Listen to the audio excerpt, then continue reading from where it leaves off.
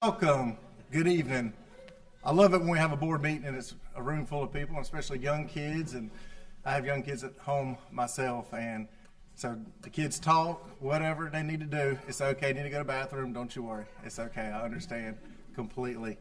I officially call to order our regular scheduled April 2nd Board of Commissioners meeting tonight. We start off every meeting with an invocation and our Pledge of Allegiance. And for our invocation, I've asked Owen Barrow, who is the lead pastor at Fuquay-Varina United Methodist Church, located off of Judd Parkway and Academy, to lead us in our invocation here tonight. And Owen's also a citizen of Fuquay-Varina, so Owen, we're glad to have you here tonight. Followed by Owen, we're going to have our Pledge of Allegiance. I'm going to ask for all the kids that would like to join in and help us lead our Pledge of Allegiance tonight to come forward at that time and help them get situated. And they'll go down our official record of leading the Pledge of Allegiance tonight. And all you got to remember when you lead the Pledge of Allegiance are three special words: I pledge allegiance. And we'll take over from there. So kids, you'll do great tonight. Everybody, please stand. Owen, welcome. Thank you so much for having me. I'm one of five. I was the oldest. Also, since this is on the record, the best looking, smartest, and most capable of all my siblings. But it started out, he was my father. But when I remember that he's also our father, I'm forced to remember that I'm connected to a whole bunch of other people that are brothers and sisters of mine. And so when Jesus taught us to pray, he didn't teach us to pray, my Father. It's true, but he said we can call God parent, but when we call God parent, we also have to remember that he's our parent, right? So we are brothers and sisters together. So I thought that tonight, rather than writing some fancy prayer, we could just pray together, if that's a prayer that's familiar to you. If not, you can join in whatever way you'd like, but in whatever tradition, in whatever language, with whatever words, I would invite you to pray with me as Jesus teaches us to pray. Our Father, who art in heaven, hallowed be thy name. Thy kingdom come, thy will be done, on earth as it is in heaven. Give us this day our daily bread, and forgive us our trespasses, as we forgive those who trespass against us. And lead us not into temptation, but deliver us from evil. For thine is the kingdom, and the power, and the glory forever. Amen. Thank you, Owen. I would love to invite all the kids that are in the room tonight to come forward and see if y'all can't help me lead the Pledge of Allegiance here in Fuquay-Varina. So any kid that would like to do it, if you need mom or dad or sibling to come with you, you're welcome to come up front. Well, everybody will come stand right here.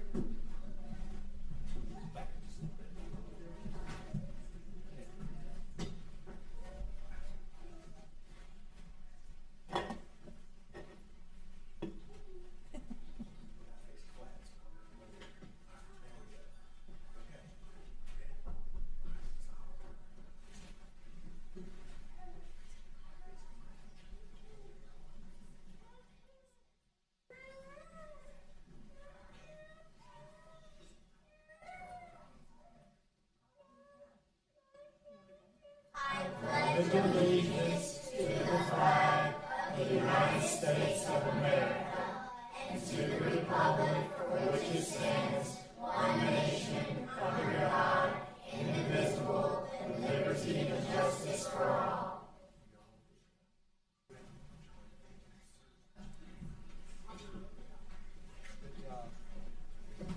That was awesome.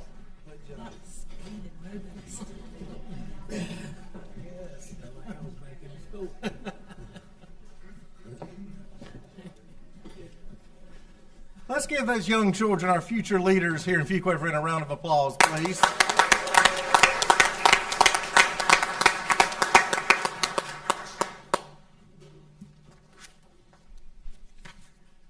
At this time, I ask Assistant Town Manager Seymour to review the meeting protocol for public participation as it relates to this meeting. Jim, Mayor, good evening. Thank you, Mayor. Good evening, Mayor, Board. Tonight's town board meeting is both in person and live streamed on the town's YouTube channel and Facebook page. Tonight's meeting contains a public comment period and 4 scheduled public hearings. The public is invited to comment in person. When it is the appropriate time, Mayor Massengill will call on those wishing to address the town board. All attendees that have appeared in person to address the town board during the public comment period should provide your name and address on the green registration sheet by the podium prior to the public comment period beginning. All attendees that have appeared in person to address the town board during a scheduled public hearing should provide your name and address on the white registration sheet by the podium.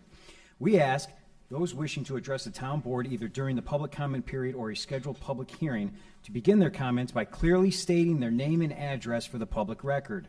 The public is asked to keep all comments to 3 minutes so that all that wish to speak can be heard in a timely manner.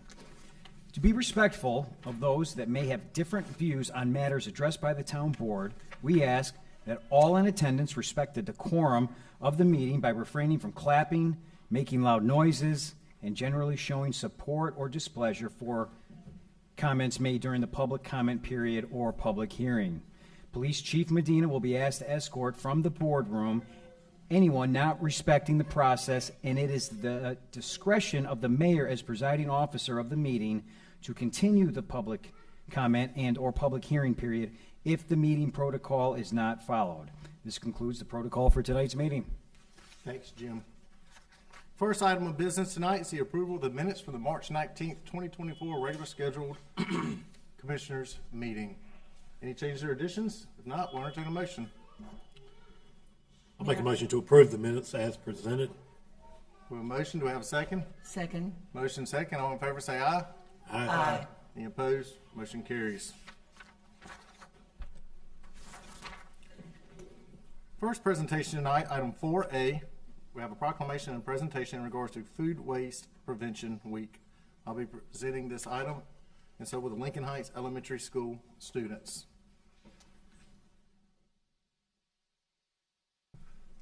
In Fuquay-Varina, our sanitation department works very hard going to everybody's houses in our town, whether it's trash or recycling. And food waste prevention helps keep food from being wasted and sent to the landfills, which in turn causes additional cost with our citizens in the standpoint of user fees. And also, food waste gives a chance, or somebody loses a chance where they could be hungry in our community out there. And so food waste prevention is something that the town of Fuquay-Varina and Lincoln Heights Elementary School students could partner together with.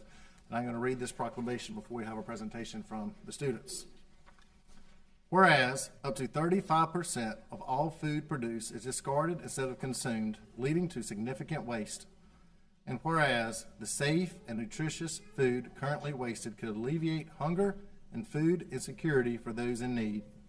And whereas optimizing food utilization benefits everyone with potential savings up to $1,500 annually for a family of 4 and reduced waste disposal costs for communities. And whereas it is imperative for K through 12 schools and government to play a pivotal role in educating communities on food waste reduction, recovery, and recycling.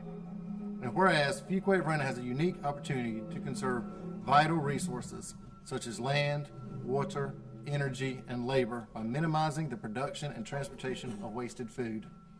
And whereas it is crucial to prevent food waste from entering landfills where it decomposes and generates harmful methane gas contributing to climate change. Now therefore, I, Blake Massengill, Mayor of the town of Fuquay-Varina, do hereby proclaim the week of April 1st through 7th, 2024 as Food Waste Prevention Week in Fuquay-Varina. I urge all residents to commit to reducing food waste in their households, workplaces, and communities. Thank you.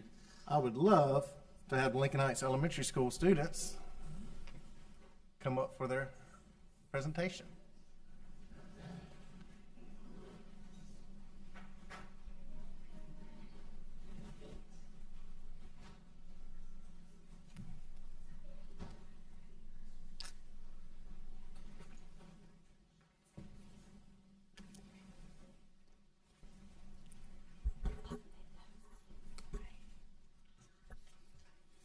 Good evening, Mayor Massengill and Town Board members. Thank you for allowing us to speak at the meeting this evening. My name is Laura Wood, and we are from Lincoln Heights Environmental Connections Magnet Elementary here in Fuquay-Varina. Would you believe that the South Wake landfill is projected to be full by 2040, and there isn't space to build another landfill here in Wake County? Food waste is the #1 item in the landfill that can be prevented from ending up there. Currently, about 25% of what is put in the landfill is food waste.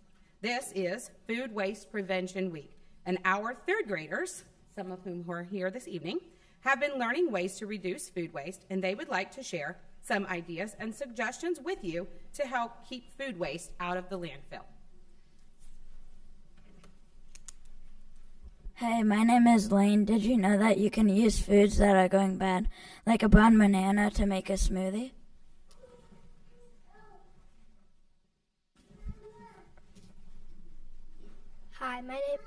Hi, my name is Ellis. Did you know that you can use some foods that have expired to grow new gardens and plants? You can use other foods that you are done with and put them in the compost. Hi, my name is Castor, and I was wondering if you knew that you should take a list to the grocery store so you remember what to buy. You're wondering why? It's so you don't buy extra food that you don't need that might go bad.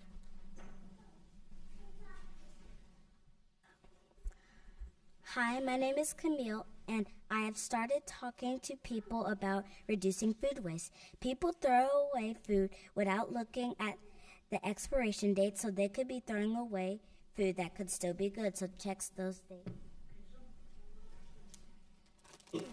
I brought this bag of cheese, and it says best if used by July 2024. So check those dates.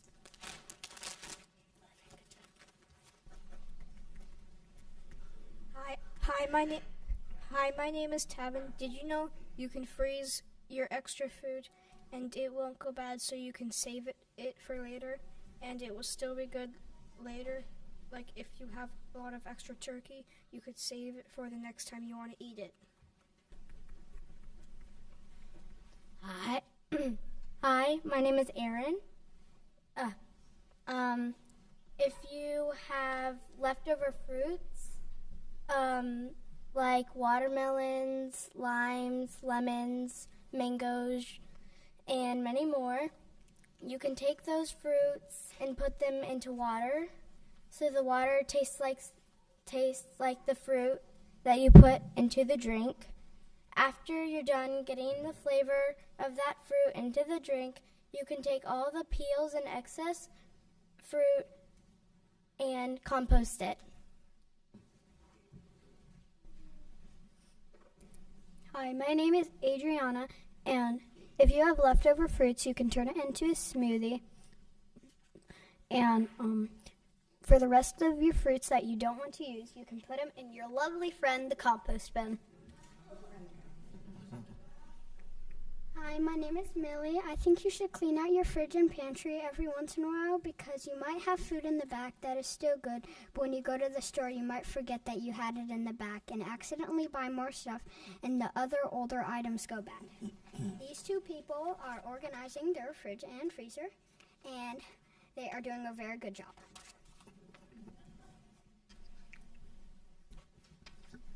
Thank you for allowing us to share with you this evening. There are some websites that you can visit to learn more, foodwastepreventionweek.com, as well as savethefood.com. We hope that you have learned about Food Waste Prevention Week and ways that you can help keep food from ending up in the landfill. Have a good night. Thank you.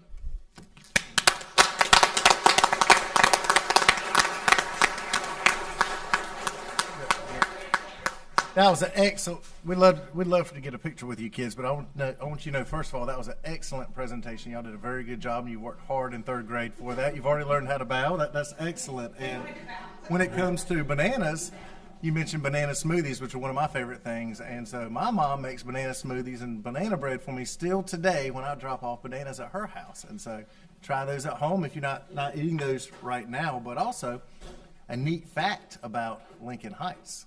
So there's two. Lincoln Heights is one of our elementary schools has been in Fuquay-Varina for a long time. And yeah, I can tell how long it's been here. It's been long enough where this guy right here went to elementary school, and this guy right here went to elementary school right there. and that's a very, very long time. But it is neat, and they're both great products of Lincoln Heights Elementary, and so we're so glad y'all came here tonight and did that presentation for us right here. We'd love to get to take a picture with y'all.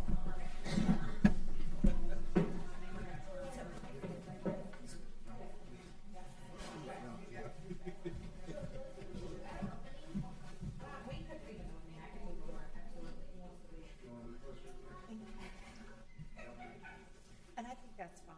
Okay.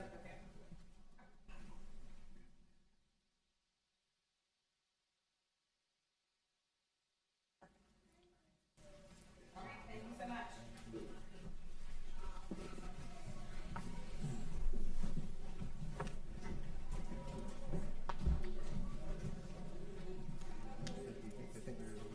Right. Probably.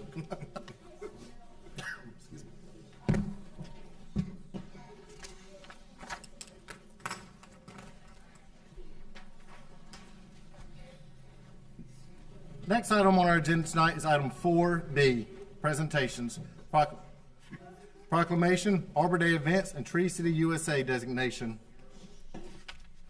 I'll be presenting a proclamation, and more information about this item will be presented by Assistant Parks and Recreation and Cultural Resources Director Chris Newsom here tonight. In Fuquay-Varina, a Tree City USA program has been important to this board and to the town to recognize, and that's something that Chris has been working hard with his staff to be able to recognize here in Fuquay-Varina. We've had events in town where people have came and planted trees, whether it was on town property or got saplings and planted them back at their house, and a variety of additional trees planted in town to continue for air quality and reasons that help here in our town. And Chris, I know you can provide some more information on that in a moment. I'm going to read this proclamation here, and then we'll turn the floor over to you, Chris. Whereas in 1872, J. Sterling Morton of Nebraska proposed Arbor Day, a secular day of observance to recognize the importance of planting and preservation, an initiative later endorsed by every U.S. state, including North Carolina in 1967. And whereas trees contribute to the well-being of our environment by providing oxygen, improving air quality, conserving water, preserving soil, supporting wildlife, and beautifying our communities. And whereas trees play a vital role in mitigating climate change by sequestering carbon dioxide and reducing the efforts of urban heat islands. And whereas Arbor Day serves as a reminder of the importance of trees and the need for their conservation and proper care. And whereas Arbor Day provides an opportunity for individuals, communities, organizations to come together to plant trees, educate others about the benefits of trees, and promote environmental stewardship. And whereas the celebration of Arbor Day fosters a sense of pride and responsibility in our natural surroundings, encouraging sustainable practices for the benefit of present and future generations. And whereas preserving our town's character and identity, as well as its quality of life, are two of the 6 core values adopted in the Town of Fuquay-Varina Strategic Plan.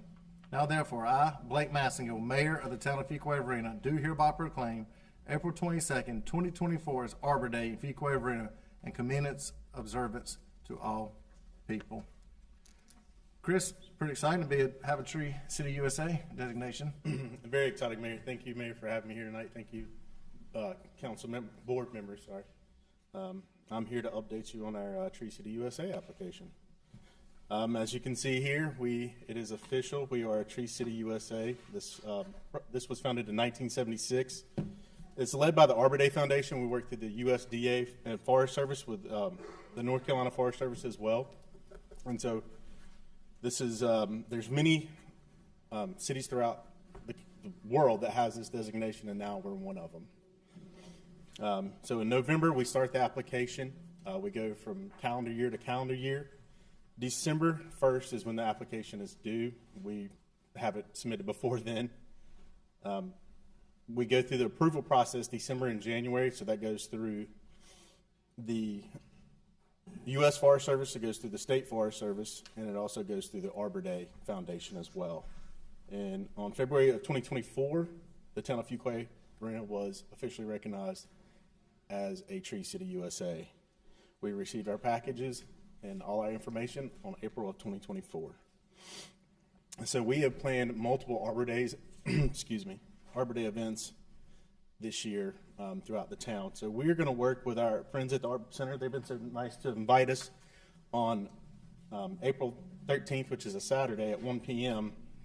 And they're doing a year-long Year of the Tree. It's different aspects of different art aspects that they're going to do. And we're going to come in on April 13th, and we're going to hand out saplings, as well as we're going to be providing tree planting and care tips.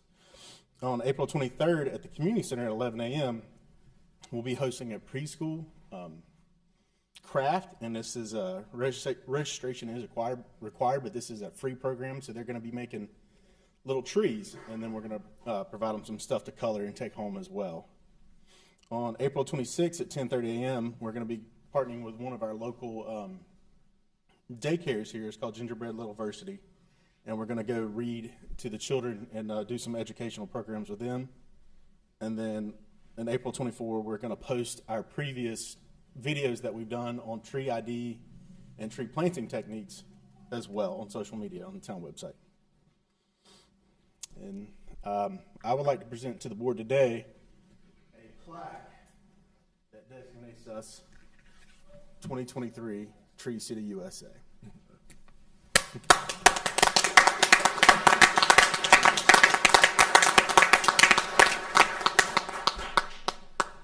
Chris, thank you for your hard work, what you've done to get us to be certified as a Tree City USA here in Fuquay-Varina.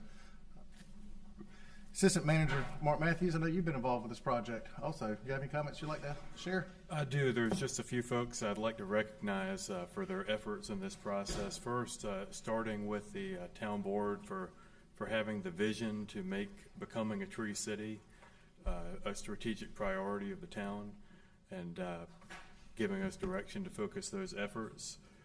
I'd like to specifically commend Chris Newsom, Jonathan Cox, and our Parks and Recreation staff who have taken the lead in becoming a Tree City and going through the process with North Carolina Urban Forestry. I'd like to thank our planning department for supporting us and updating our ordinances to be sure that we met all of the requirements of becoming a Tree City. I'd like to thank our Parks and Recreation and Cultural Resources Advisory Board, which serves as our tree board, for supporting this effort and having that role going forward.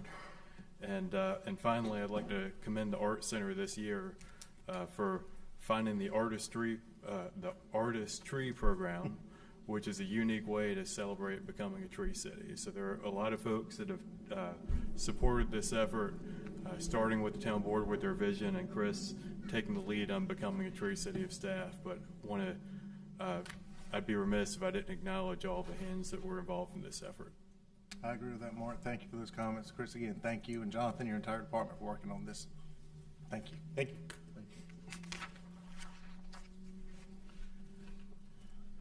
Next presentation tonight, item 4C, Bureau of Justice Assistance, Crime Analysis and Residence Program. More information about the agenda item will be presented by Police Chief Medina and Crime Analyst Peluso. Welcome. Good evening, Mayor, town members, board members. The purpose of this presentation is to talk about the Crime Analysis and Residence Program. We applied for a grant back in February of 2023, and we were awarded the actual grant in May 2023. In June 2023, the CAR Training and Technical Assistance Team began the partnership with our organization and was primarily led by our crime analyst, Ms. Peluso. Good evening, town board. My name is Lizzie Peluso. I'm the crime analyst. I've been employed with the agency for 4 years now. I'd like to take a moment to introduce Amanda Bruner. She is the embedded analyst with the CAR program, along with Charlie Galberti. He is a subject matter expert with the CAR program, and let them explain more about what CAR actually is. Thank you, Lindsay. So to introduce ourselves, my name is Amanda Bruner, and I serve as an associate research analyst for the CNA Corporation. Prior to this role, I served as a crime analyst for the Matthews Police Department, and prior to that, as an intelligence specialist for Bank of America. But in my current capacity, I support the Crime Analyst and Residence Program, Project Safe Neighborhoods, and Public Safety Partnership as a crime analysis SME. Hi, everyone. My name is Charlie Galberti. I was also a crime analyst for the city of Cincinnati and the city of Wichita, Kansas before I went to the private sector. I work for a company now called Research Innovations Incorporated. We do a lot of the same things that you're going to see that we did here in Fuquay. We just do it for the Department of Defense and Department of Justice. And so I do that full time, and Amanda got me involved with the CAR program as a subject matter expert contractor. I lend my expertise in areas like data pipelines, database integration, and automation. So with that, we've prepared a few slides as well as a short video to give an overview of Fuquay-Varina's participation in the CAR program. So as a little bit of background information, the CAR program stands for Crime Analyst in Residence. It is BJA's crime analyst grant program that works to increase crime analysis capacity for small and rural agencies. So Fuquay-Varina was accepted into the program, and essentially they were assigned embedded analysts, that was myself, and then Charlie as a subject matter expert, who were assigned to work with Lindsay over a multi-month period to provide training and technical assistance on crime analysis. And then more specifically on what that looks like, Charlie's going to go through a couple different bullets here on how that related specifically to the police department. So a lot of what I spent my time working on was automation. When we got there, we found that Lindsay was already a pretty skilled analyst. The police department was already involved in some really great best practices, DDACs, things like that. But a lot of Lindsay's work was very manual. So I went about automating and building different pipelines. So you're going to see a variety of different products that we've created, things like automated Excel sheets that automatically calculate statistics, so that's not something that's manual, Power BI dashboards that can be shared throughout the department so that supervisors can monitor output and where crime trends are happening, can better decide how to deploy, change up shifts, and where to put people and when to put them there. And so the next section is a video that has some various screenshots of some of the different products that we created throughout the assessment. So the first thing that happens is the embedded analysts and SMEs deploy out to the police department, and we conducted a capacity assessment. This was a multi-day project where we interviewed different representatives throughout the various rank structures within the organization to understand how they were using crime analysis and identify prospective needs. From there, we compiled a report that was broken down into our observations and recommendations, as well as a project plan of how we hope to implement those over the next 6 months with the agency. This report details, again, a lot of those benefits that we noticed and some of the products that Lindsay was already producing, and then identified those areas for growth, such as automation. From there, one of the first things we provided training to Lindsay on was in reference to open source investigative techniques, or OSINT. This is a redacted offender workup that she has completed. The idea here is to expose Lindsay to a variety of different resources to gather information on investigative targets. To visualize that information in a more beneficial way, we worked on link analysis using some free and available software that is an add-on to Microsoft Excel. This is an example of a link chart that Lindsay produced during the program to support an investigator. Oftentimes, these link charts are used as a case progresses through the criminal justice system. It is meant to visualize both people, places, and events. Another report we worked with Lindsay on is a repeat incident report that specifically focuses on short-term increases in calls for service at particular addresses. She produces this report weekly and evaluates disturbance, domestic, suspicious person type calls to identify where escalation is occurring. The idea here is that we can provide the police department with addresses where there's a short-term cluster, which may then ultimately prevent an aggravated assault. Furthermore, we also worked in ArcGIS, which is a mapping platform that the town already had available, to analyze traffic crashes.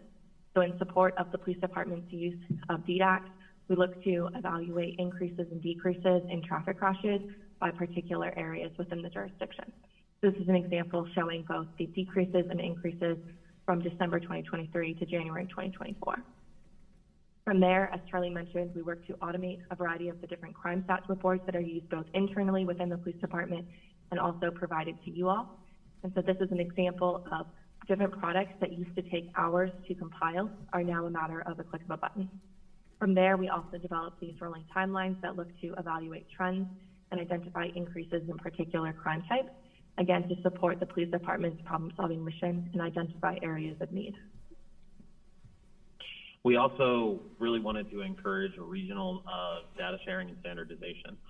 So we couldn't set up a system wherein everybody was integrating their databases, but one thing we could do was train other analysts in the region in Power BI to make consistent products from one department to the other. So we hosted two 2-hour-long trainings, and about a dozen analysts from surrounding agencies showed up.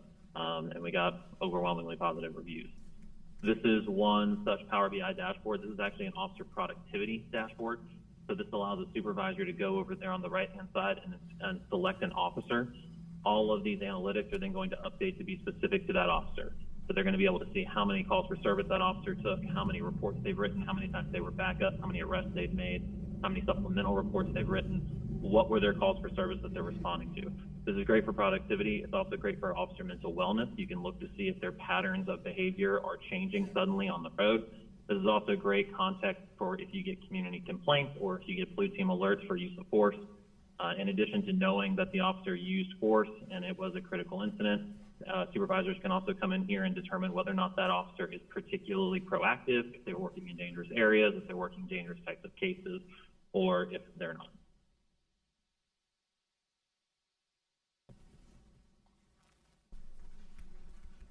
And then our final visual here, this is a DDAX dashboard. So this dashboard is looking at traffic crashes.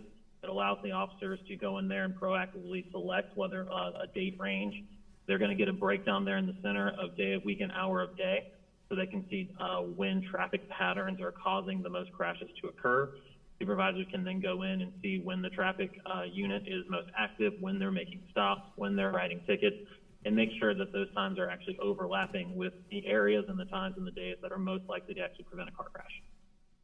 And then one of the final projects we worked with Lindsay on was creating a searchable bulletin repository. So this is using Microsoft SharePoint. And thus far, Lindsay has been a leader of the main group, which is a regional collaboration of analysts and investigators who send out various bulletins, such as attempt ID, be on the lookout, and so forth. Those bulletins are oftentimes disseminated via email and are difficult to search. So this is a repository that is searchable and categorized, and officers can also subscribe to various alerts to receive an email notification when specific bulletins have been posted.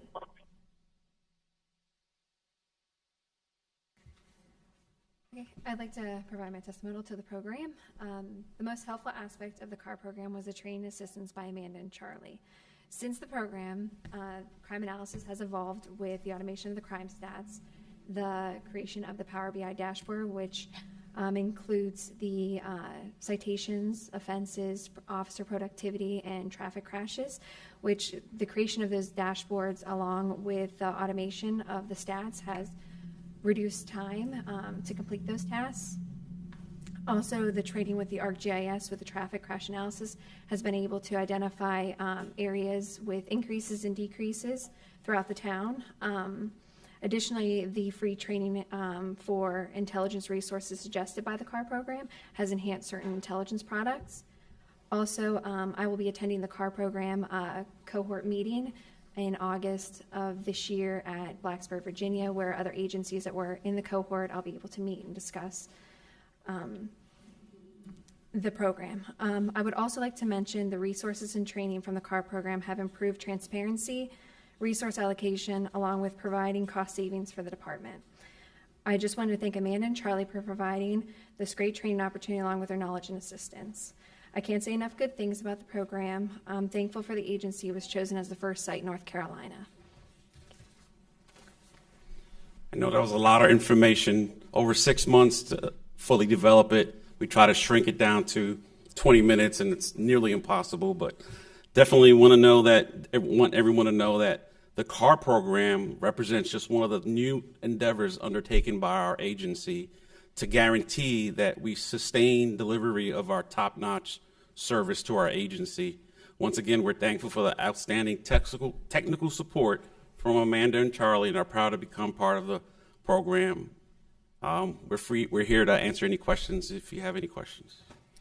Chief Leslie, thank you for that presentation right there. That was a very good presentation. And my takeaway on it was looking at some of your data as we're going through here. I know you continue to dive deep into it. Leslie, is that Fuquay-Varina is the #1 safest town, and this type of information will help keep us be even safer in Fuquay-Varina. I like what you mentioned in regards to, I saw on there, when you have an issue on one side of the town or a certain area or intersection where more accidents or crime may be happening, you can, Chief, have officers that are patrolling that area more as a hot spot or a place that is flaring up where standpoint of crimes happening, breaking and enterings. Y'all do a lot of security checks as it is, and that presence out there, I think, is what deters the bad guys and helps keep us a safe town right there. And so this data and information can only help improve things right there. So I appreciate y'all's hard work on that, hard work putting this together right here. Leslie, thank you. Excellent presentation also. Any other questions or comments from board members? Very impressive. Okay. Thank y'all. Thank you. Thank you.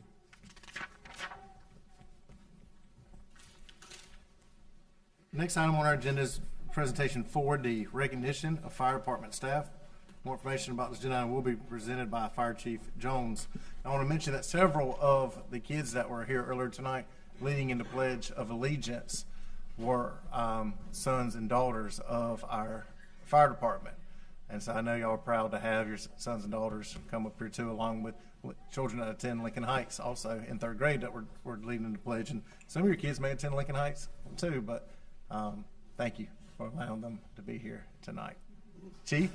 Mayor, Commissioners, good evening, and thank you for the opportunity tonight to share some exciting news with you and to introduce some of the future leaders of the fire department.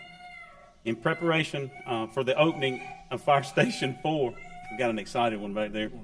He's proud. In preparation for the opening of Fire Station 4, several promotions were needed within our organization. These promotions will provide adequate staffing and the necessary leadership for the new station. We continue to strive towards getting the right people in the right positions to provide exceptional leadership for our department in the future.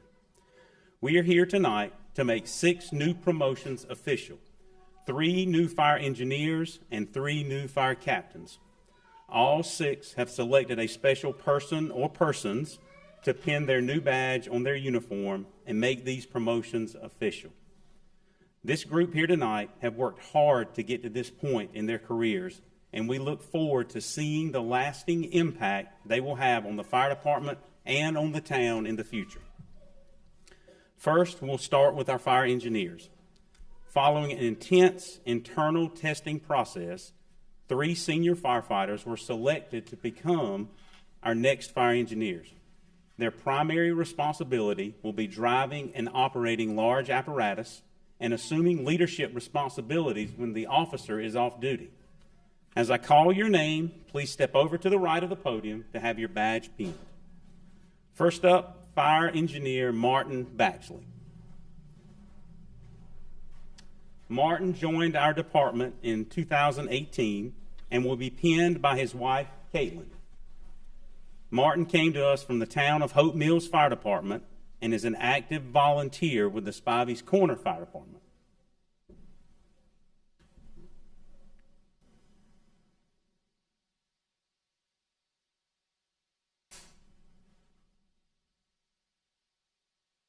Congratulations, Martin.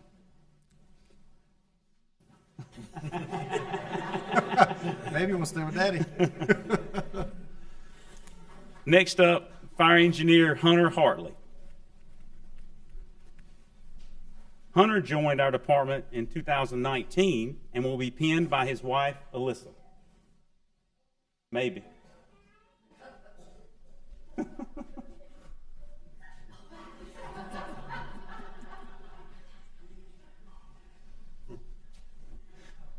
Hunter is a homegrown Bengal Tiger and an award-winning former member of our Explorer program. And I'm sure if you give him time, he'll tell you how many awards he won. I love it. Congratulations, Hunter. Next up, Fire Engineer Robbie Johnson. Robbie joined the department in 2019 and will be pinned by his wife, Brandy. Robbie joined our department after a couple years as a career firefighter with the Spring Lake Fire Department.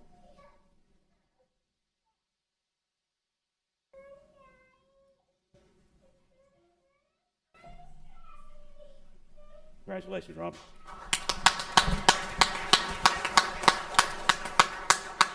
Next, we will recognize our 3 new fire captains. After an extensive promotional process between 11 highly qualified fire engineers, 3 outstanding personnel were selected for promotion.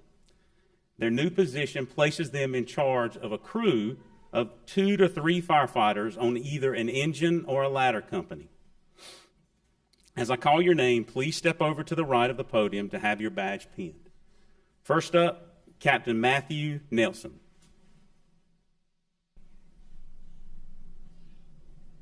Matthew joined the department in 2016 and will be pinned by his wife, Ashley. Matthew came to us after serving in the Archers Lodge and Clayton Fire Departments.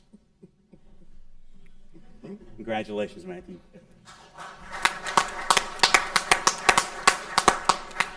Next up, Captain Chris Page.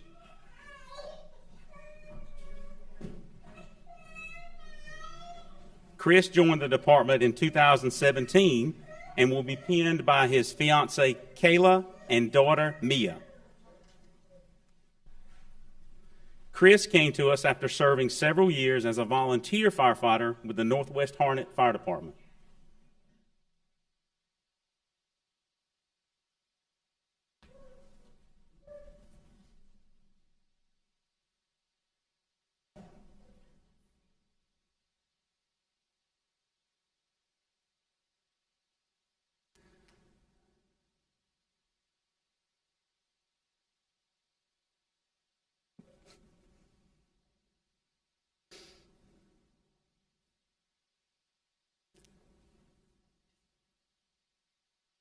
Congratulations, Chris.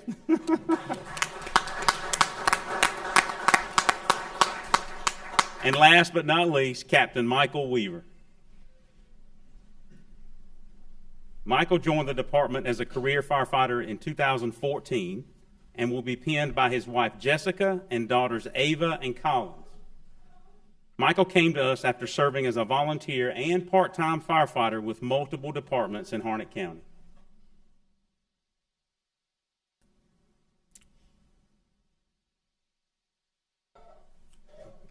Congratulations, Michael. Mayor and Commissioners, thank you again for the opportunity tonight to introduce some of the future leaders in our department. We all look forward to big things in the future from this group. Thank you. Chief, there's no doubt in my mind there's big things coming from this group right here. Your leadership means a lot here in our fire department right here. As these gentlemen see right here, as they're getting promoted tonight, there's a lot of support in this room for the fire department. Yes, sir. And I know that you have a variety of other members from the fire department that have been here tonight, and some had to go out on calls. I heard the radios ringing and the sirens going by, right. And that's when the alarm calls is when you have to run. I know that, right. But you had a lot of support in your department, and you all support each other and do a lot of great things there. And so, Chief, we're extremely proud of these individuals here tonight, and know they're going to continue to keep Fuquay-Varina safe, keep us going. I bragged the other day at I know next item is talk about uncoupling, but it's your new fire station house number 4 at Fuquay-Varina is the #1 safest town in North Carolina, and we're proud of that. We know it's a team effort right there that gets that done. And so, gentlemen, congratulations. We're proud of you. Thank you, sir.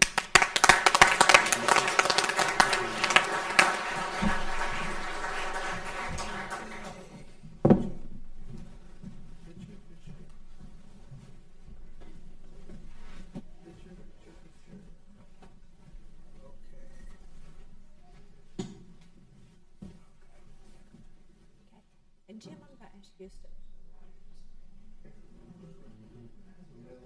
That right. Ooh.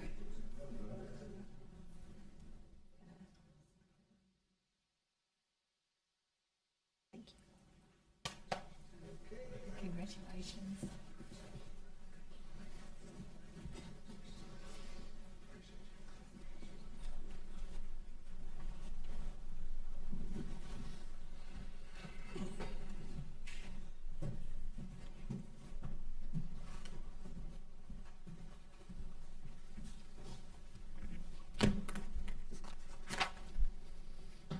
Next item on our agenda, presentation 4E, fire station number 4, commemorative coupling. More information about agenda item will be presented by Fire Chief Jones. Jim? Thank you, sir. Feel like Pam up here tonight, back-to-back items. It won't last. Good evening again. As you know, Thursday, March 21st, 2024, was a historic day for the town of Fuquay-Varina and the Fuquay-Varina Fire Department. We were able to officially open the first new fire station built for the town of Fuquay-Varina in more than 75 years and dedicate part of that building to our past fire chief, Tony Malden. As was said many times that day, none of it would have been possible without the vision and the support of you sitting right here tonight. I have asked our fire department building committee to join me tonight in making a special presentation, and I would like to introduce this special group one more time. First up, Division Chief Buddy Waters, who was unable to join us tonight.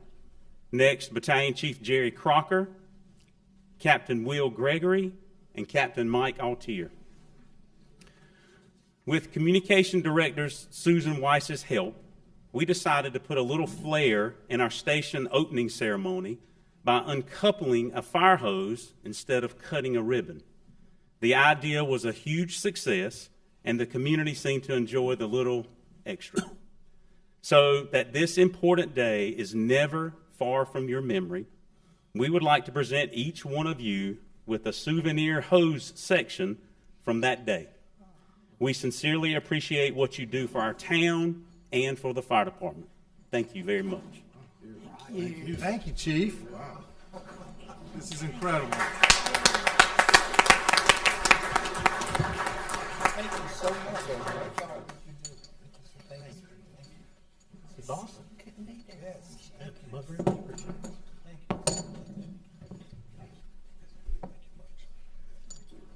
you. Chief, thank you very much. It's very kind of you. When you're uncoupling a hose, righty tighty, lefty loosey? Depends on which side you're on. Depends on which side you're on. That's right.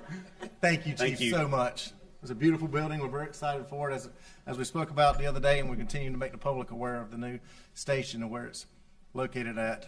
You've hit on some of the comments with the building committee being involved with you on that, and firefighter safety and being able to decontamination and clean is the future of firefighting. That's the first one in Wake County, right? Yes, sir. First one in the state. The most state-of-the-art firefighting house is located in Fuquay-Varina, and that's pretty neat right there. Yes, sir. And that's what helps keep you and your team, keeps y'all safe, which in turn keeps everybody safe in Fuquay-Varina. Exactly. Chief, I know you're proud of that station. We're all proud of it here. Everybody in your department, all up to Fuquay-Varina is. And so I said that day, and I continue to encourage kids. I should have said it earlier tonight. I apologize, Chief, that stop by and check out your station. Please do. See everybody. Please do. I know you'd love to let them see it. Yes, sir. Thank you. Thank Chief. you so much. Thank you. Thank you. Thank you.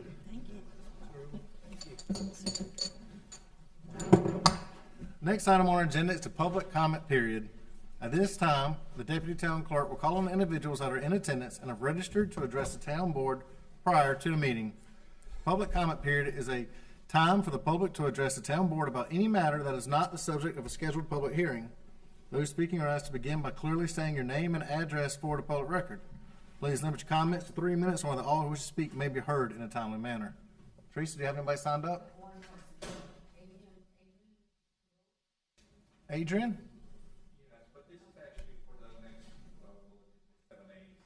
No problem. I'll call you then. No problem. Anybody have anything else not on the agenda? Okay. Public comment period is closed. Thank you. Note the previous items tabled from town board meetings.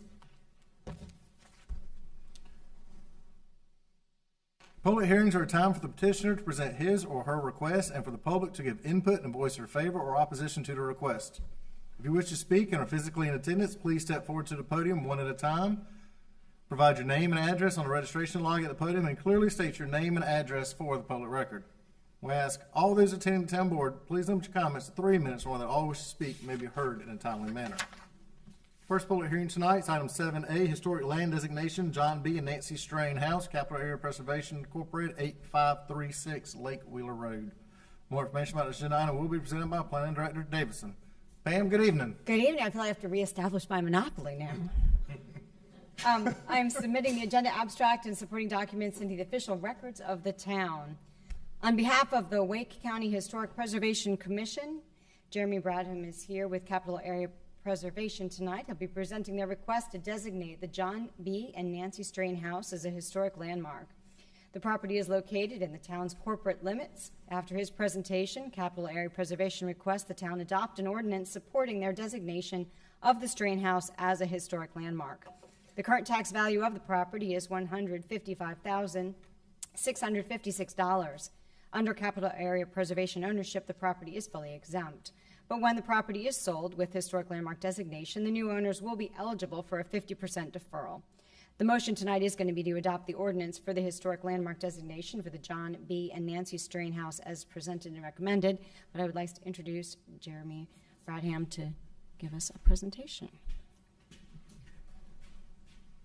Good evening, Mayor, Board. Good evening. Good evening. This is the John B. and Nancy Strain House. For those of you who have driven up Lake Wheeler Road right before you get to 1010, you might have seen it's a yellow house now, but there's a house that's been there. Long ago, I lived in Apex. I was born and raised in Apex, and I dated a girl on this side of Fuquay. So I had to pass this house every single day to go and pick her up on dates. So I've always known this house, and it's neat to be a part of it. So this is what it looks like today. As I mentioned, we are the owners, Capital Area Preservation, or Wake County's historic preservation nonprofit. The house is rather unique. There's this location, as I mentioned. There was a planned development there, and the house had to be relocated, and that's what's showing up in this map. So when you see two lines right here, you'll see where the house did have to relocate 30 feet to the rear to keep its relationship to the road. But it is one of the oldest houses in this part of Wake County, especially in Fuquay. I believe it's the second oldest house in Fuquay. We believe it to be dated about 1835. It's a good example of a vernacular Federal or Greek Revival I house with a single-story rear L to the rear.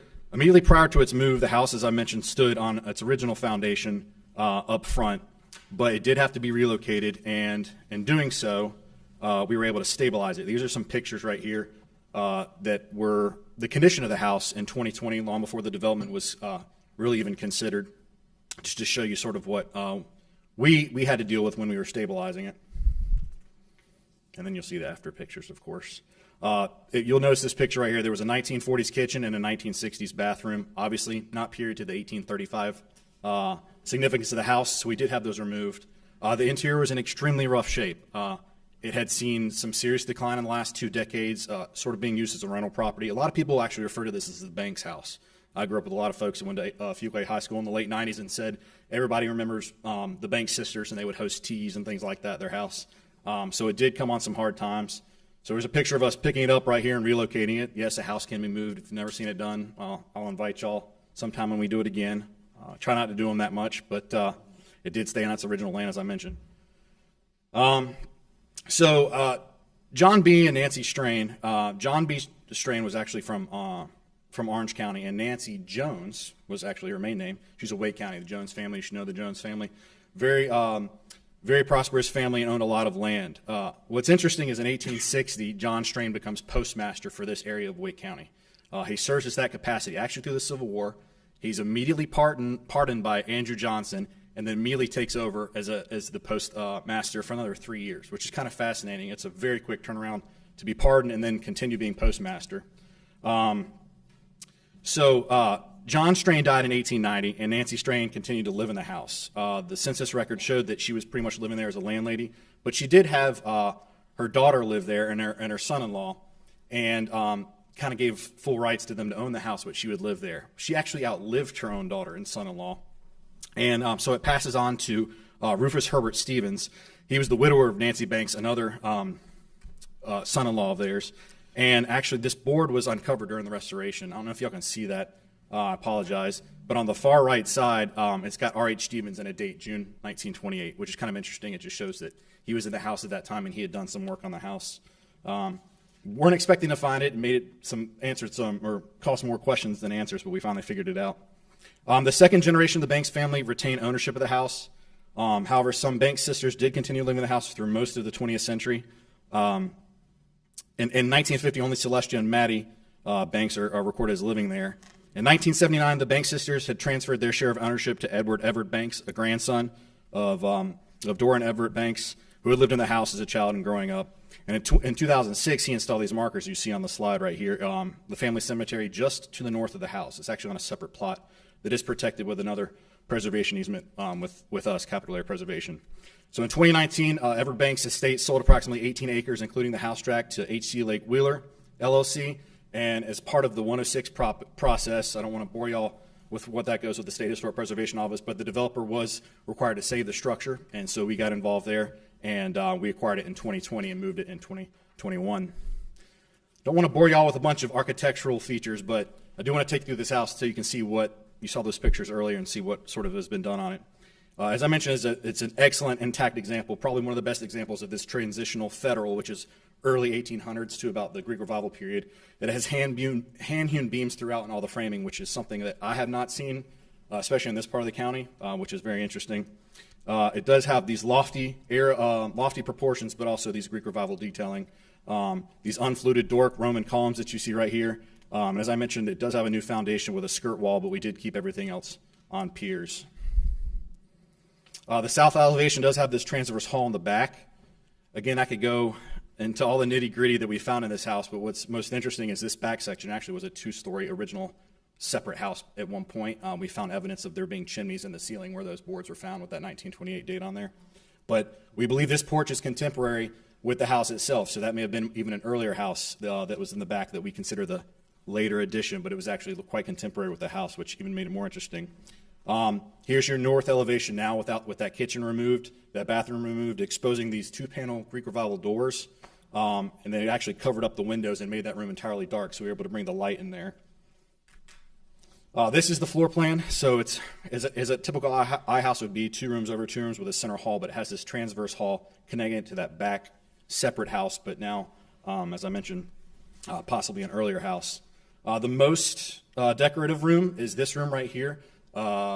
This, as I mentioned, had 2 of the windows covered up. We were able to scrape down all the paint and expose the flooring there, and pretty much you're looking at the 1835 finish of what this house would have appeared.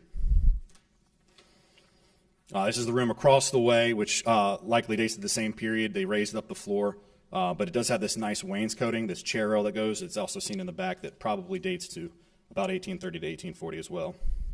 And these are all original floors you're looking at. We didn't have to replace any of those floors, just lightly sand them and screen them to expose that.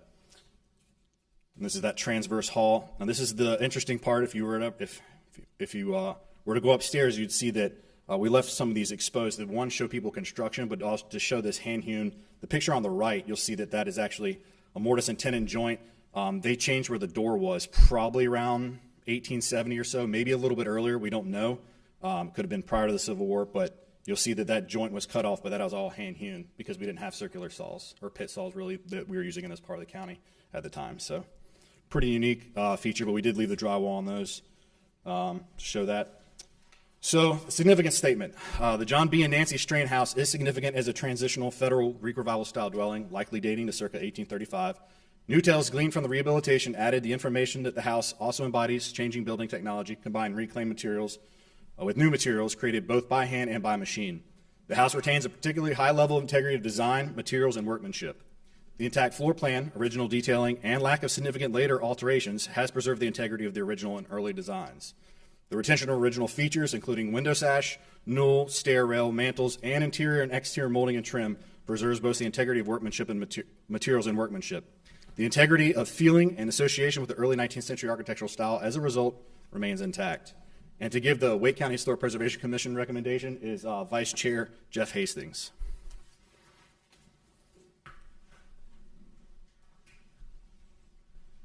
Thank you, Jeremy. Mayor, Town Council, thank you very much.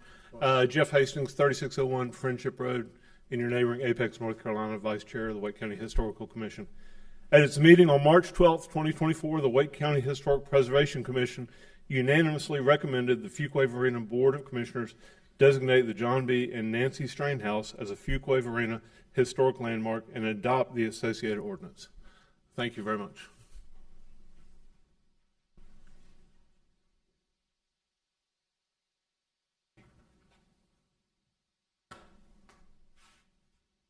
Do you want to present this one? I guess this is the staff recommendation. I handle it. Thank you. Okay, thank y'all for that presentation. That information right there. It's neat history right there of houses. And as much as there's new technology in building houses today, a lot of the same principles are used today from 200 years ago. And that's what's so neat about that. And you can see that inside, especially with the walls and studs and how they were put in there right there. So thank you. Go ahead. If I may, Mayor. It is for sale. Went on the market 2 weeks ago. So if you guys are interested, so yeah, it's a labor of love. It's been 3.5 years in this process, but we did just put it on the market. So we have had interest, and people are kind of blown away with that stuff. But Somebody move into it and live in it, or what would? Someone would move it. Yes, sir. It is zone residential, and it would be for a private residence. Cool. Obviously, we left the detailing of kitchens and things like. We don't, we're a preservation nonprofit. We don't get involved in HGTV type stuff. Somebody will come in and do those parts. Okay. Right. Gotcha. Exactly. Great presentation. Thank you very much. The hearing is now open. Does anyone wish to speak in favor of the historic landmark designation? Think you want to speak on this item, sir? Good evening, Mayor, members of the board. My name is Adrian Tudor, and me and my wife were lucky enough to move next door to Nancy and John Strain. Actually, they're our neighbors, 6 feet down, but with their neighbors.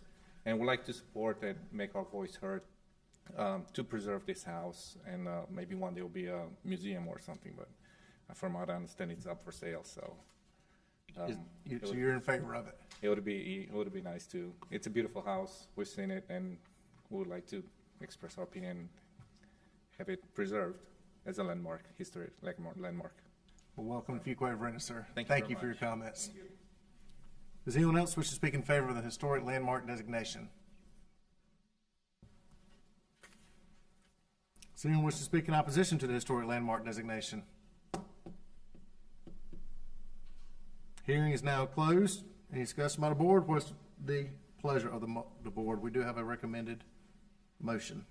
Mayor Massengill, I move that we adopt the ordinance for the historic landmark designation for the John B. and Nancy Strain House as presented and recommended.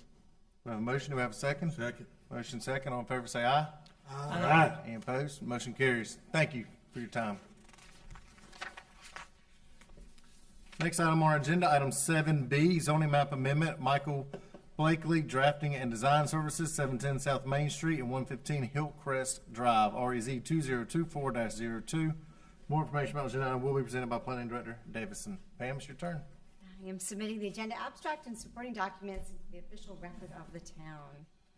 The purpose of this agenda item is to consider a requested zoning map amendment for a total of 0.79 acres located at 710 South Main Street and 115 Hillcrest Drive from the Town Center Residential Zoning District to the Town Center Residential Zoning District. Both properties were the subject of REZ 2020-19. The requested rezoning is an effort to update the previously approved plot plan. This zoning amendment requests 6 rear-loaded row home lots, and as required, a master plan and associated narrative have been submitted. The petitioner has requested that only row houses be permitted as the subject properties. Furthermore, per the submitted master plan, the petitioner has requested several conditions, including but not limited to enhanced architectural features and landscaping. The submitted master plan and associated narrative provides conditions and demonstrates the goals of the town center residential classification and supports infill development. At the March 18, 2024 regular meeting, the Planning Board voted unanimously to recommend approval. The suggested motion tonight is to approve REZ 2024-02, a zoning map amendment at 710 South Main Street and 115 Hillcrest Drive from the Town Center Residential Zoning District to the Town Center Residential Zoning District. The proposed amendment is consistent with the 2040 Community Vision Land Use Plan and reasonable and in the best interest of the public for the reasons identified by management staff. I'm available to answer any questions. Thank you, Pam. I think I've got a question. Yeah. Go ahead, Commissioner. Just curious, where do they put their trash can out for the trash pickup? Right. So depending on which way they front, they are going to either bring it out to South Main or Hillcrest Drive. We've confirmed with Public Works. There are other residential properties along South Main Street that are putting cans out on South Main Street. So the Public Works would not go into the driveway at all? It's a private alley, so no, sir. Okay. Is the intention, I'm just curious, is the intention that it looks like the access easement adjoins the neighboring properties? Is that the intention that if the neighbors want to tie into it, they would be able to? Mm-hmm. Yes. Okay. Thank you. Thank you, Pam. All right, hearing is now open. Does anyone wish to speak in favor of the zoning map amendment?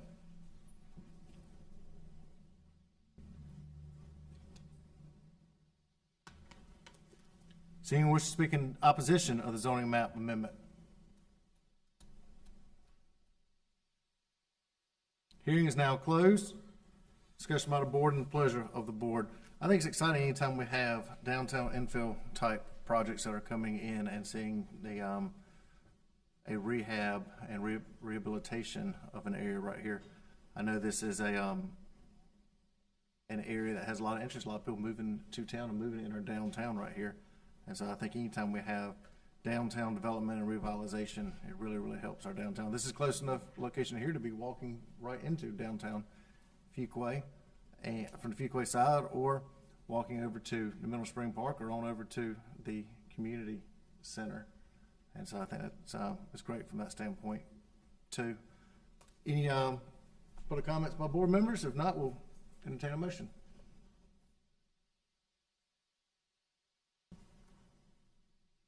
Mr. Mayor, so move. Second. Motion second. All in favor say aye. Aye. Any opposed? Motion carries. Thank you. Next item, public hearing 7C, Town Code Amendment, Town of Fuquay-Varina Land Development Ordinance Amendment Number 26, CTA 2024-01. More information about the agenda item will be presented by Planning Director Davison. Pamela. I am submitting the agenda abstract and supporting documents into the official record of the town. The purpose of this agenda item is to consider a proposed text amendment to the Town Code of Ordinances, Part 9 Land Development Ordinance, Amendment Number 26, that addresses several areas for improvement. On a high level, some of those improvements are: we have modernized some of the uses, including removing the maximum square footage for nightclubs and the size and type of vehicles for general special trade, contractor, and storage. The landscape buffer requirements have been cleaned up throughout Article F to ensure compliance with Article O and to significantly streamline the application of landscape buffers. As we transition to online submittals, we've removed the requirements for paper copies for most of our submittals. And we've added design flexibility standards to both Appendix B and Appendix D. At the March 18th, 2024 regular meeting, the Planning Board voted unanimously to recommend approval. The suggested motion tonight is to approve CTA 2024-01, Amendment 26, an amendment to the Town Code of Ordinances, Part 9 Land Development Ordinance, as presented and recommended, as it improves upon the Land Development Ordinance and is reasonable and in the best interest of the public for the reasons identified by management and staff. I know there's a lot in this one, so if you have any questions, I'm definitely available for clarification. Any questions at this time? Thank you, Director Davison. Hearing is now open. Does anyone wish to speak in favor of the Town Code Amendment?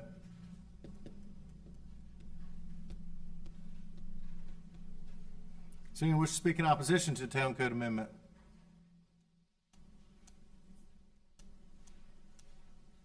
Hearing is now closed. Any discussion by the board? If not, what is the pleasure of the board? I'm just curious. I'm sorry, Mr. Mayor. Go ahead, Commissioner. I'm just curious about why the change as far as the limitation for the size of a dance club. What was the current? So the square footage given was not a realistic size for any dance or nightclub. It was very, very small. So we looked at what real dance club sizes are and what our neighbors are doing and realized that size was very limiting and no commercial business would be viable with those limitations. So is there a standard or standard size or recommendation? Or most jurisdictions do not have a minimum square footage. We don't have minimum square footages really for any other, or even maximum square footages for most other businesses. So that was very restricting. Okay, all right. That's my question, Mr. Mayor. Thank you, Commissioner. Any further questions or comments? If not, we'll entertain a motion. So moved. Motion so moved. Do we have a second? Second. Motion second. All in favor say aye. Aye. Any opposed? Motion carries. Item 7D, Economic Development Incentive Agreement, Budget Amendment BA24-32 and Project Ordinance Amendment POA 24-18. Wiseman Plus Development Company, LLC, $350,000. More information about the agenda item will be presented by Planning Director Davison. Excuse me. Tiffany. My paperwork said I should have known better. How are It's you? out of habit, I think. We know you're the Economic Development Director. I'm sorry, Tiffany. Director McNeil. Good evening, Mayor and Town Board of Commissioners. The purpose of this agenda item is to consider a local economic development incentive agreement up to $350,000 for Wiseman Plus Development Company to locate a True by Hilton hotel at 1800 Gathering Square Court in the Bingle Town Center. The new hotel will address the demand for the quality hotel accommodations highlighted in the 2023 Fuquay-Varina Commercial Market Study Report. The True by Hilton Hotel will offer approximately 91 rooms, along with amenities such as a fitness center, a business center, and a pool. The project will add $14 million in new capital investment and 13 new full-time employees. The project construction completion date is June 30th, 2025, and new hires are to be completed by June 30th, 2028. There is a fiscal note related to this agenda item. The hotel project creating $14 million in new capital investment. The proposed up to $350,000 incentive investment results in a 6-year return on investment payback based on property tax assessment.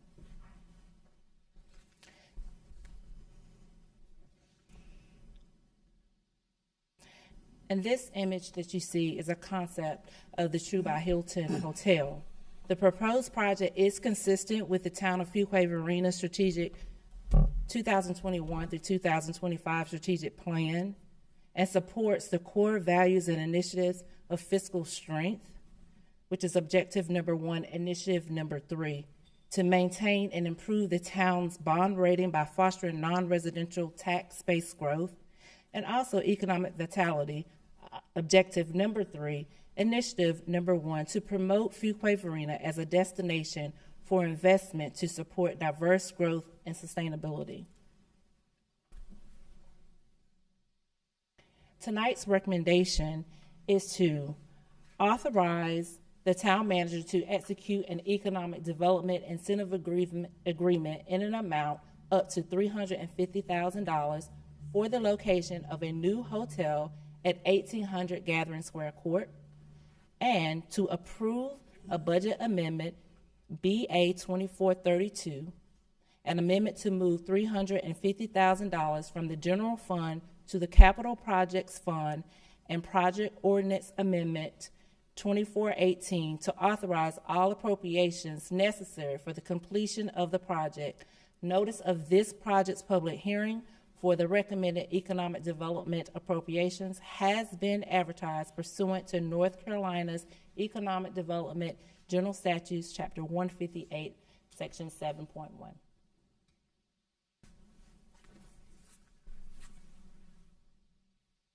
Thank you, Tiffany, for that presentation. I think it's an exciting opportunity to first new hotel here in Fuquay-Varina, probably since 25 years, maybe? 20 years? I was gonna say you remember kids, but yeah, it's longer for us, I think. Since it on that, but anyway, first new opportunity that's exciting right here for Fuquay-Varina. We want somewhere that when family members, businesses, anyone comes to town has somewhere good, nice, safe place to stay at, and it's modernized, and so that's excellent right there. You notice I said family. I don't always want family to stay for so many days, right, Tiffany? Yes, definitely. Thank you. No further comments at this time. We'll open up the public hearing. The hearing is now open. Does anyone wish to speak in favor of the Economic Development Incentive Agreement, Budget Amendment, and Project Ordinance Amendment? Mr. Mayor, David Ball, 10305 Sauls Road, Raleigh. I'm the manager of the Wiseman Plus.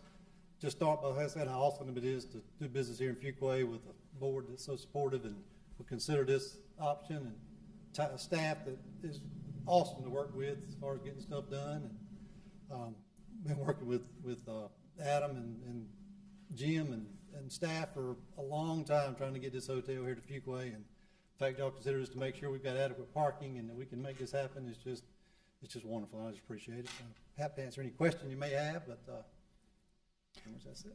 Thank you, David, for those comments. You know, you've done a lot of great revitalization in Fuquay-Varina and our downtown, and been involved in a lot of investments here in Fuquay-Varina. Been a lot of infrastructure and road projects too. You've done projects in your Binghamton Plaza Town Center has been a great project right there, right here beside where this location is right here. And so, thank you for your investments in Fuquay-Varina. Is anyone else wish to speak in favor?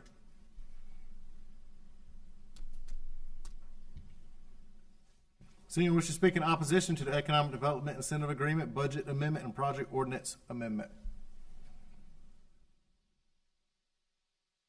Hearing is now closed. Any further discussion by the board? If not, what's the pleasure of the board?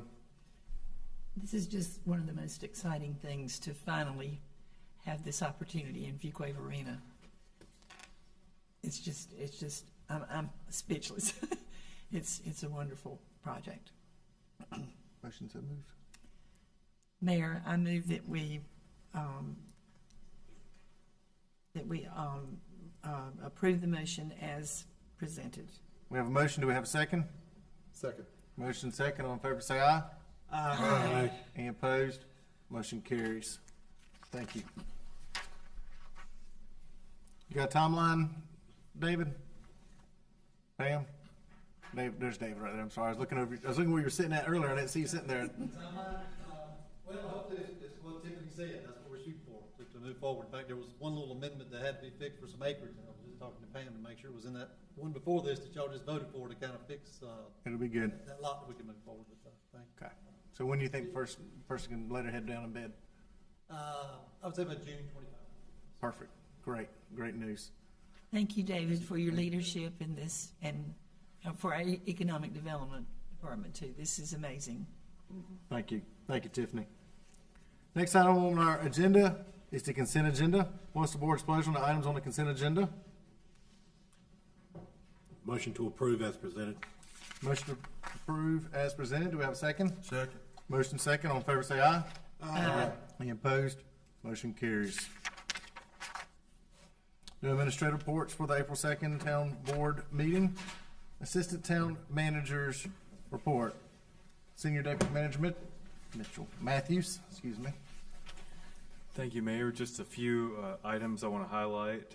First off, there are a number of events coming up in this very busy and fun-filled spring. So I encourage you to take a look at each of those events as well as the public.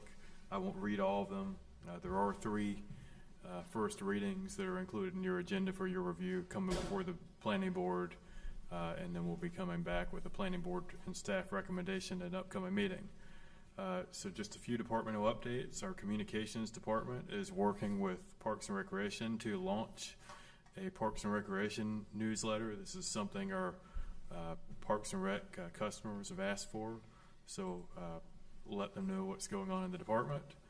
They've also begun work on the FY 2025 budget video the Communications Department has, and are busy promoting that laundry list of spring activities you see. Our Human Resources Department was able to send several staff to the Public Section HR Association Annual Conference in Charlotte in March. This is our HR department's first time attending that conference, and look forward to them bringing great experience, knowledge, and networking back to the town. Our HR staff is partnering with Central Pines Council of Governments as well as Wake County Government on a Local Government Career Expo, which will be held Saturday, June 8th at the NC State McKimmon Center in Raleigh from 1 to 4 p.m.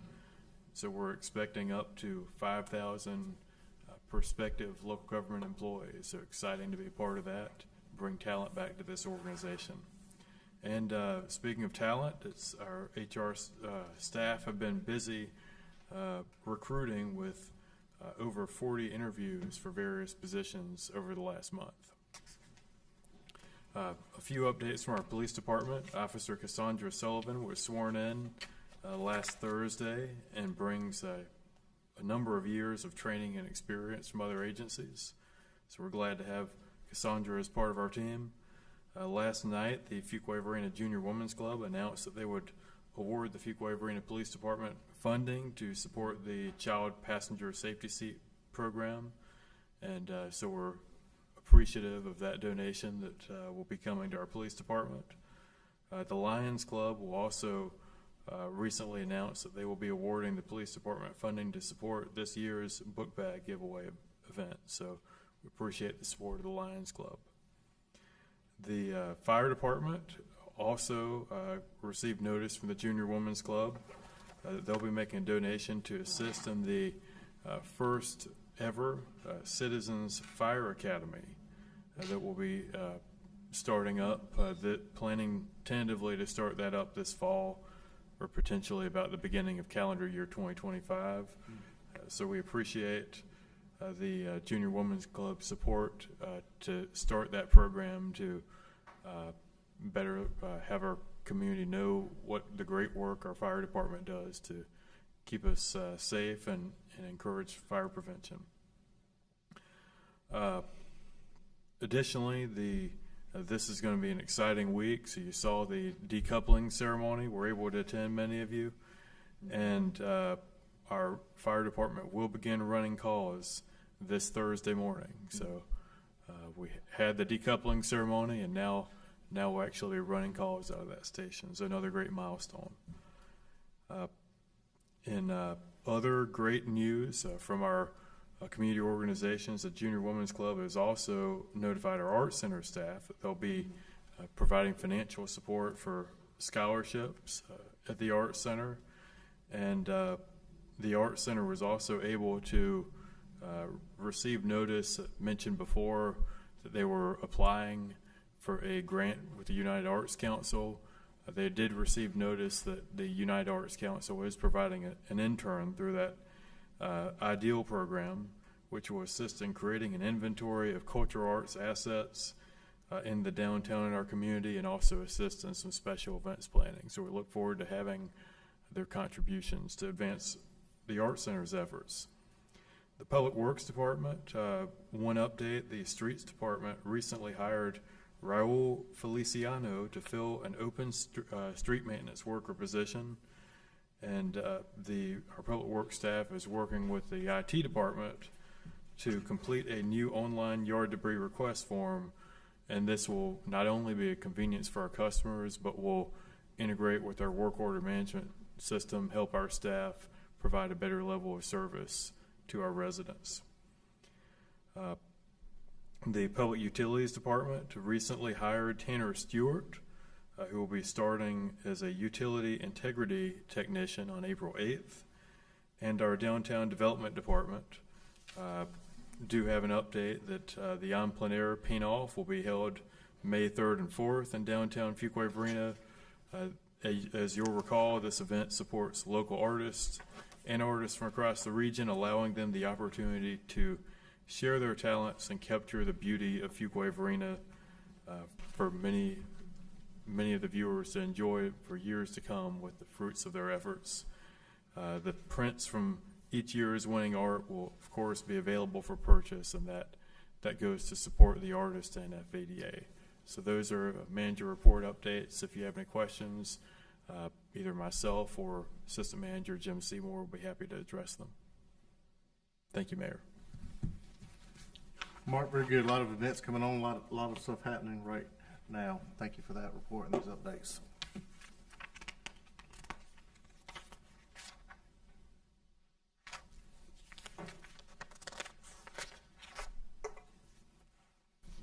Board member comments. Commissioner Harris, any comments tonight? Oh, yes.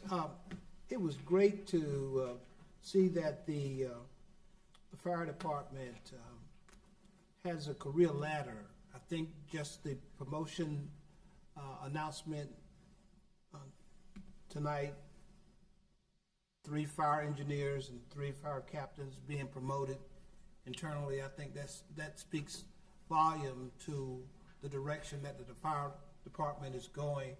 And I did hear that one person who was promoted was a former explorer. So, I mean, to me, that says a lot about, what the fire department has done the past leadership and the current leadership as far as moving the fire department even to higher heights. And it was great participating in the opening of Fire Station number 4. Thought that was very exciting and beneficial for the community, Mr. Mayor. Those are my comments. I agree with you, Commissioner Harris. Thank you. Commissioner Hadcock, any comments? No further comments, Mr. Mayor. Commissioner Wunsch, any comments? A couple comments. I really enjoyed the fire station number 4 opening, and that was an exciting time, very well attended, and just another banner event in Fuquay-Varina. This building I thought was amazing, really amazing, and enjoyed that. This past week we had some little bit of weather adversity, but that did not stop the Easter Bunny, nor did it stop a gazillion children to come out and enjoy getting Easter eggs. They didn't have weren't able to do on the lawn where you search for them, but they were passed out to the children. There were a lot given, and the Easter Bunny had no lack of children to greet the Easter Bunny. I was thinking that the rain might deter that, but it did not deter it, and it's just always a very festive time in the town of Fuquay-Varina. And then finally, I was just going to share with the board, I was telling Commissioner Harris tonight on a personal note, when I first started serving as a town commissioner, I remember I had a 10-year-old daughter at home, and it's hard to believe how fast time flies, because on Saturday I will have a married daughter. Be walking her down the aisle, and it's just very difficult to just fathom that. But and it's an exciting event in our family. My first child to be married, and looking forward to that and to having a son-in-law. So those are my comments, Mr. Mayor. Congratulations. Commissioner Haynes, any comments? Yes, Mr. Mayor, just a few. I'm just excited to hear about us receiving the Tree City USA. I know that's one of the things I ran on my campaign for, was the Tree City USA. To see that, so definitely thank you, Parks and Rec, for all you did. Definitely Chris and Jonathan, everybody and then Mark as well for doing all the work to get that done, which was amazing. I also attended the town and state dinner last week, I think, in the pouring rain. It was a long ride to Pinehurst in the rain, but it was hosted by our very own Commissioner Harris as the North Carolina League of Municipalities president.